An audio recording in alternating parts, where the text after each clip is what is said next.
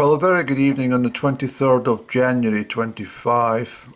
I'm at the home address and I'm standing, well, I'm actually seated, looking at this bloody sign on the BBC News website. Storm Eon or On or Eon Storm Eon. I don't know what it says. It's unpronounceable, so I'm going to call it Storm. Storm non-pronounceable, or Storm difficult to pronounce. Storm Eon, risk to life. Well, let's have a look at this risk to life and this fear forecasting from the BBC. Let's have a quick check on the surface pressure charts for tomorrow, the 24th of January 25. Okay, we've got a deep low pressure coming through here, 938 at the centre of the millibars there. So that's a deep low. I'm not going to argue with that.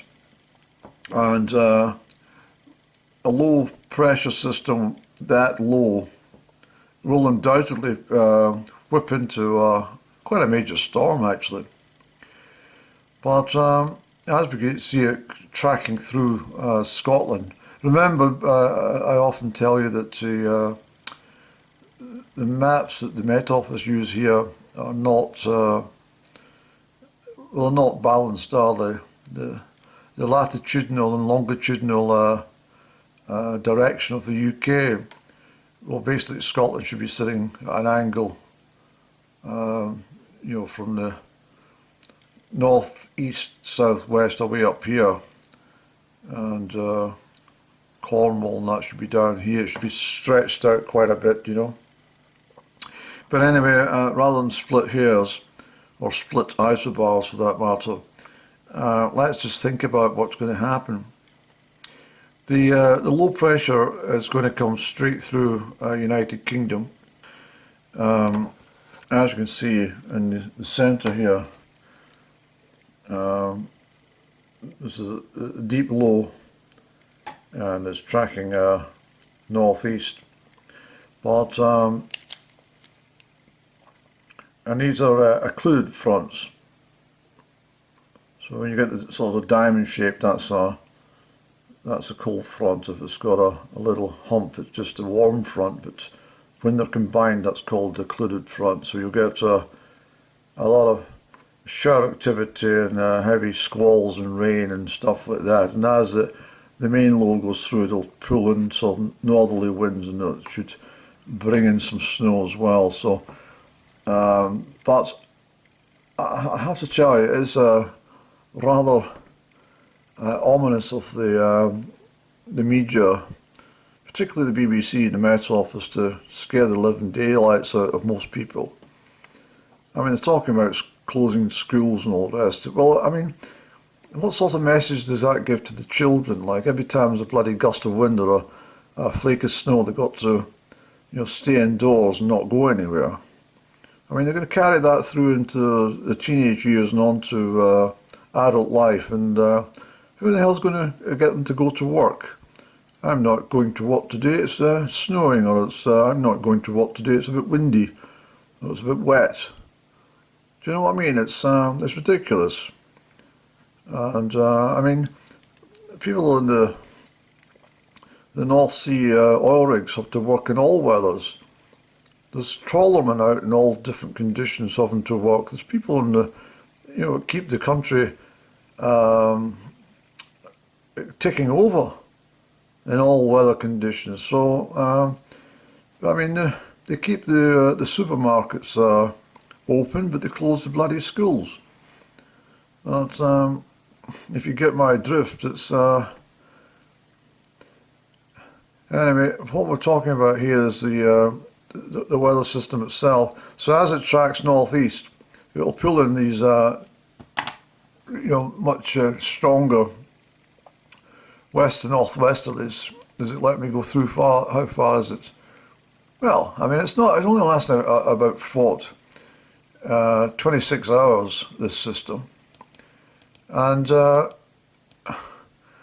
it's a deep low pressure, but what I'm trying to say is there's been worse.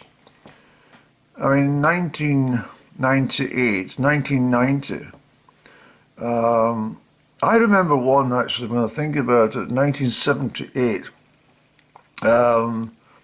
It was the 28th of January 1978. I haven't checked my diaries or anything. I do remember this because a female I was very fond of, well, we sort of chatted and we ended up going to the cinema.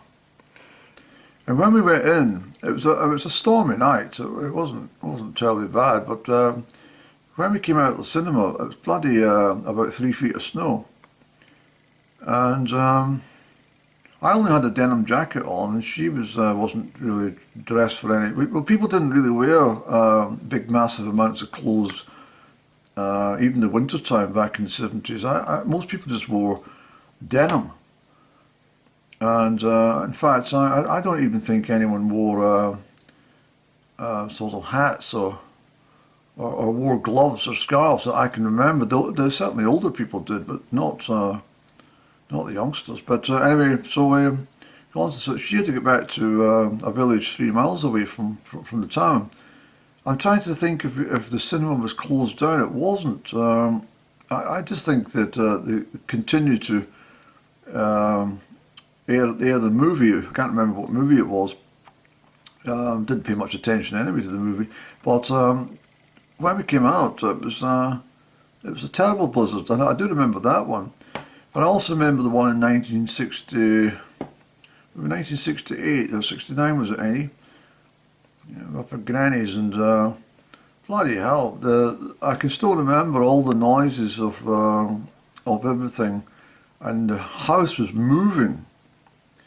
It was particularly bad. I think there was a lot of fatalities and stuff in Glasgow, but in my granny's house in Crieff, I do remember it, and she came through with to check, and she said, "You all right in there?" And I said, "Yeah, Granny, what's happening?" She said, "Don't worry, it's just the wind." And I said, "What a noise!" I'm getting frightened. And she said, "That'll be all right." And then she came back with a fresh hot water bottle. The hot water bottle wasn't made of rubber; it was made of stone. It weighed a bloody ton, but they were very effective, these water bottles. I do remember it was a green coloured one with a screw top. Andy, will you get on with the weather forecast, please? 1st of January 1901. Sorry, 2018. The loneliness, the isolation, the desolation, the meagre dwindling supplies of fuel, no bread, no milk, no butter. Nothing for 12 days in this menacing, ravaging storm. Just oatmeal and a few cupfuls of weak barley.